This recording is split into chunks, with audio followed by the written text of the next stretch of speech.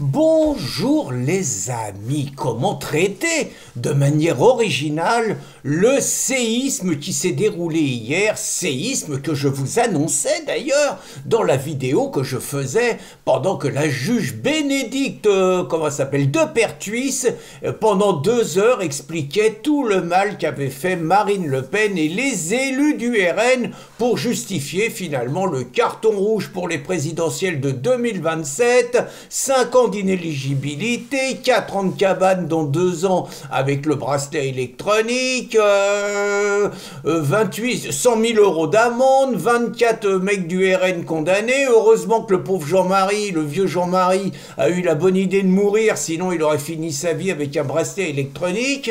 Bref, j'avais cette vision visionnaire quand je vous faisais la vidéo hier.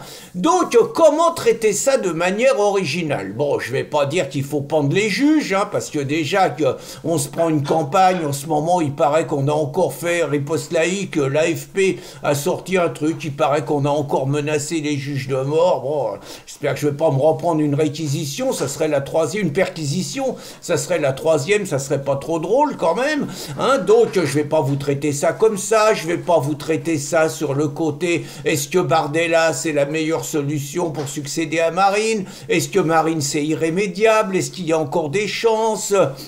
Est-ce que la dédiabolisation, finalement, c'était pas une connerie? Bon, je vais pas vous traiter ça comme ça, il est pas temps. J'ai envie de vous le traiter de manière originale et de vous parler d'un livre qui était sorti en 1997. Cela ne nous rajeunit pas, j'étais encore au boulot. Donc, 1997, par un journaliste que personne ne connaissait.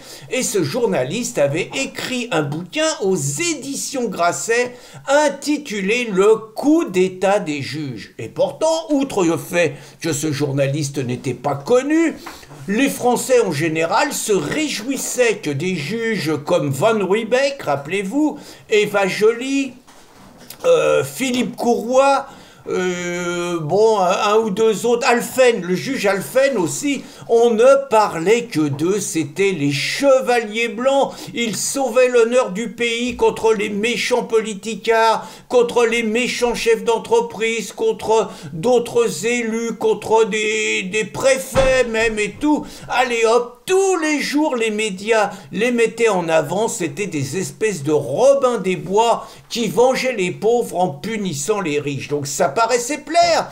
Et pourtant, il y avait ce journaliste qui expliquait qu'au nom des leçons de morale, au nom de quelque part une conception où on s'en prend à ceux qui prennent des décisions, à ceux qui sont en haut du panier, il suspectait donc une logique de coup d'état des juges et il reprochait aux juges de prendre beaucoup de liberté avec le droit au nom du droit. Il nous signalait même, cet auteur visionnaire, pour ne pas dire ce génie, qu'un préfet de 80 ans, c'était en 1997, un préfet de 80 ans avait été mis en examen pour ne pas avoir prévu les inondations de Vaison-la-Romaine en 1965. Et donc, depuis, ça fait 27 ans, qu'est-ce qu'on a constaté? On a constaté que 20 ans après la sortie de son livre, en 2017, ces juges, qu'on présentait comme des héros de la liberté, se sont permis, juste en 2017, de nous confisquer l'élection présidentielle en virant Fillon, en montant un véritable coup d'état médiatico-judiciaire. Fillon devait gagner la présidentielle de 2017, je ne sais pas si ça aurait été bien, mais en tout cas c'est lui qui devait gagner. Les juges l'ont mis hors circuit avec le parquet national financier mis en place par Hollande. Et résultat, on a eu Choupinet. Alors, on a constaté, je saute 7 à 8 ans, qu'est-ce qu'on a constaté? On a constaté que ces juges ont fait fermer une chaîne de télévision, C8. C'est quand même juste la première fois que ça arrive en France. Qu'est-ce qu'on a constaté? On a constaté que ces juges s'acharnent contre l'ancien président de la République, Nicolas Sarkozy, à qui ils ont déjà collé 3 ans de cabane, dont un enferme pour des histoires de trafic d'influence qui n'ont absolument pas été prouvées, et comme si ça ne suffisait pas, ils ont donc décidé de lui coller, de requérir contre lui 7 ans de prison sur l'affaire du dossier libyen de 2007, sur lequel il n'y a pas plus de preuves, mais il se prend 7 ans de cabane. On remarque que ces juges, par ailleurs impitoyables avec les élus de droite, je rappelle que Fillon, dans la foulée, s'est pris 4 ans de cabane, on remarque que ces juges sont pourtant d'une grande indulgence vis-à-vis de François Hollande, alors qu'il ne serait pas difficile de prouver qu'à travers plusieurs de ses décisions, il a ni plus ni moins trahi les intérêts de la France et qu'il mériterait de se retrouver au tribunal. Il a par exemple avoué qu'il avait fait assassiner des personnes. Ne fût-ce que ça, je pense que des juges zélés pourraient lui demander quelques comptes. Rien du tout.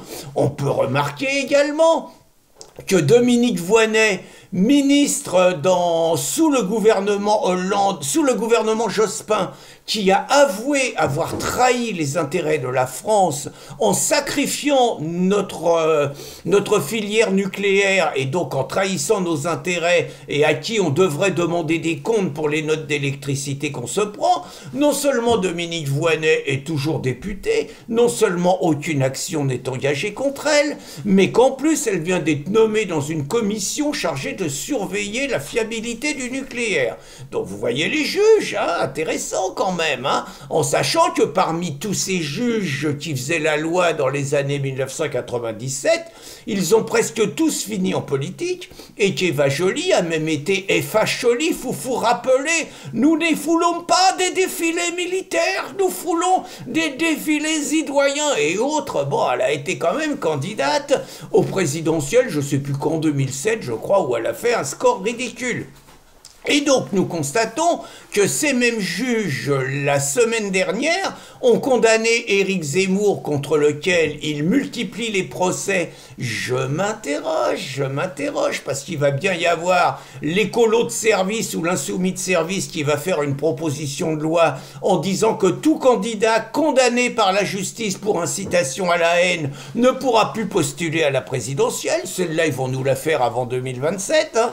Et donc, Éric Zemmour a été condamné à 9 000 € d'amende, tout simplement pour avoir dit une évidence, c'est qu'il y a 2 peuples en France, et que sur ces 2 peuples, il y en a souvent un qui est assassiné, et il y a souvent l'autre dont des membres assassinent celui du peuple historique. Enfin bon, c'est une évidence telle, on le voit tous les jours, allez, 9 000 €, incitation à la haine.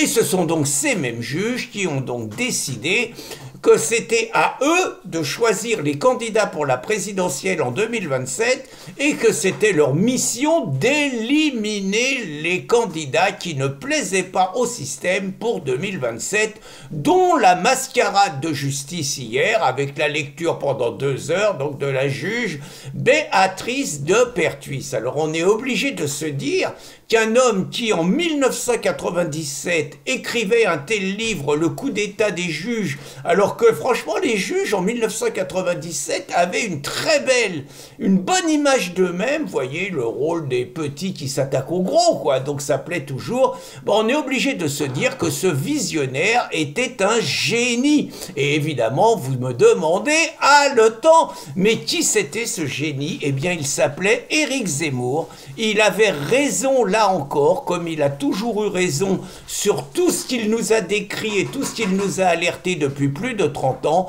Et à travers cette vidéo, je voulais donner un coup de chapeau à Éric et lui dire chapeau l'artiste pour ce livre prémonitoire. Bonne journée les amis!